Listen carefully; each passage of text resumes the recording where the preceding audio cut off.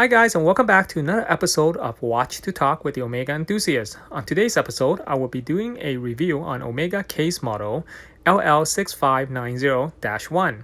This case model was first introduced in 1960 and lasted to around 1966 and was made for the US market. LL6590 is a Seamaster Deville case model existed with a few dials variation, some of which are exceedingly rare to come by, like the current dial featured in this review. The dial initially came with the word Seamaster without the Deville. Deville was added on the dial during later 1962 when Omega first introduced the Seamaster Deville and selected this case design to represent this new line. There are many different Seamaster Deville models throughout the 1960s. However, the case design would all look very much the same.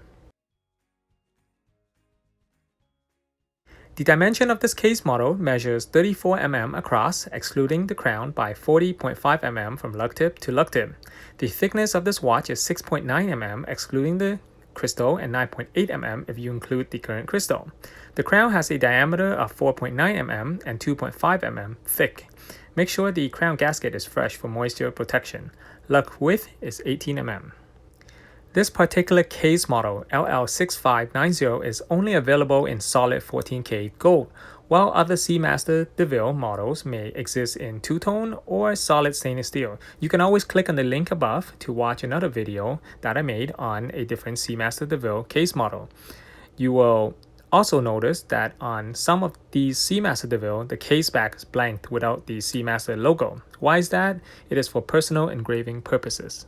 When you first received your LL6590 watch, you can give it a few hand wind or shakes to start the watch prior to putting it on your wrist. And since it is an automatic watch, as long as you wear it on a daily basis, you will not need to hand wind the watch anymore.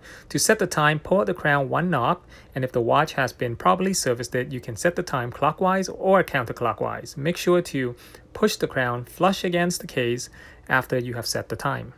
A Seamaster Deville has a mono-type case, which means in order to remove the movement out of the watch, you will first need to remove the crown out of the watch and pop open the bezel with a knife.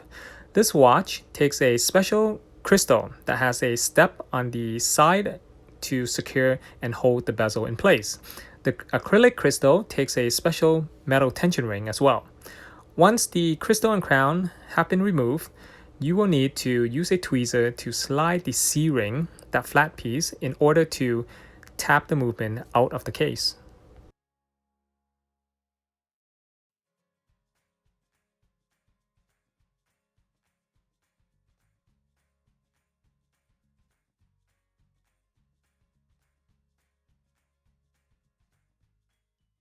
Inside the case, you will find the case model number along with the case manufacturer and their serial number.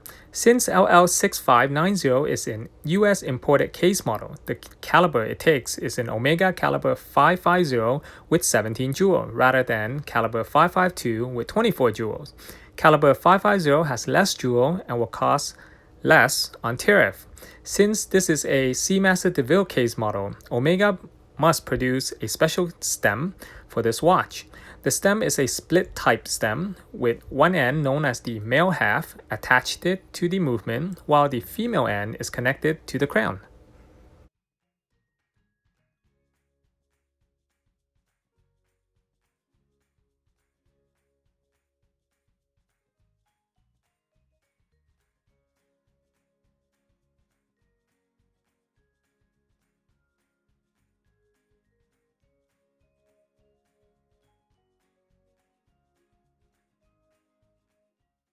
Therefore, to professionally install the crown back onto the watch, you will need to turn it a bit while applying some pressure until you can feel some connection before applying more pressure to press and connect both stems back together.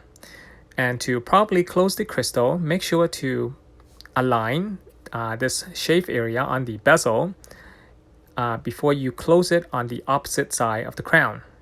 This way, when you need to reopen the watch again, you will have this groove for the knife to easily slide into.